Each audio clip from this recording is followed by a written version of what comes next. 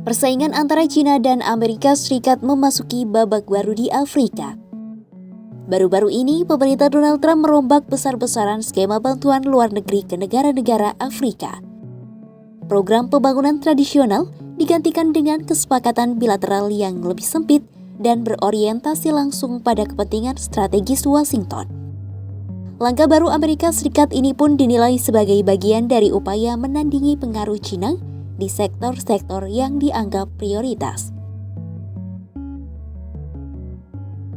Pemerintah Trump mulai menandatangani perjanjian bilateral baru dengan sejumlah negara Afrika setelah membekukan sebagian besar belanja bantuan luar negeri saat duduk kembali di Gedung Putih. Kesepakatan baru ini mengaitkan pendanaan Amerika Serikat dengan komitmen spesifik dari negara mitra seperti akses terhadap mineral kritis, data kesehatan, hingga pengalokasian anggaran nasional sesuai prioritas Washington. Kepala Biro Urusan Afrika di Departemen Luar Negeri Amerika Serikat Nick Checker mengatakan, Washington tidak akan bersaing dengan China dalam hal nilai pendanaan proyek besar seperti jalan raya. Sebaliknya, negeri paman memusatkan perhatian pada sektor yang lebih sempit namun dianggap strategis seperti hak mineral, rantai pasok, dan kerjasama keamanan. Perjanjian baru yang diteken tersebut menggantikan puluhan tahun bantuan yang sebelumnya dikelola oleh Badan Pembangunan Internasional Amerika Serikat atau USAID yang mendanai berbagai program kesehatan dan kemanusiaan di Afrika. Namun, USAID telah dibubarkan pada tahun pertama Trump kembali menjabat dengan alasan programnya terlalu luas dan tidak selaras dengan tujuan strategis Amerika Serikat.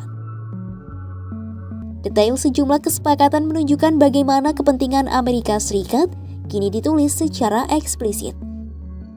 Dalam perjanjian dengan Kenya, Washington memprioritaskan pengguna penyedia layanan kesehatan berbasis keagamaan. Sementara, dalam kesepakatan baru dengan Nigeria, dukungan Amerika Serikat kini sangat menekankan penyedia layanan kesehatan berbasis agama Kristen.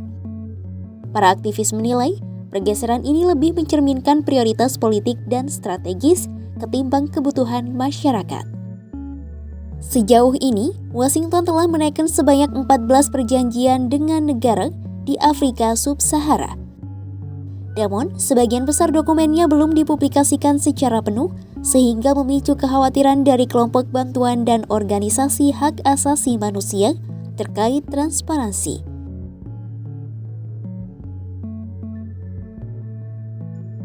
Penyempitan bantuan Amerika Serikat ini terjadi saat pinjaman China ke Afrika juga menurun tajam.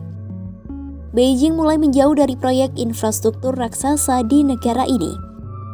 Data yang dirilis pekan lalu oleh Universitas Boston menunjukkan total pinjaman luar negeri China turun menjadi 2,1 miliar dolar Amerika Serikat atau sekitar 35 triliun rupiah pada 2024, hampir setengah dari tahun sebelumnya.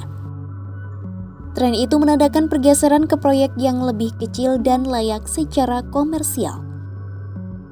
Pejabat senior Departemen Luar Negeri Amerika Serikat Jeremy Lewin mengatakan, pekan lalu, pemerintah Trump menggunakan bantuan yang terarah dan berdampak tinggi untuk melawan pengaruh China dan membangun kemitraan dengan negara-negara yang pro-Amerika seiring bantuan dialihkan ke wilayah dan sektor yang dianggap paling menentukan secara strategis.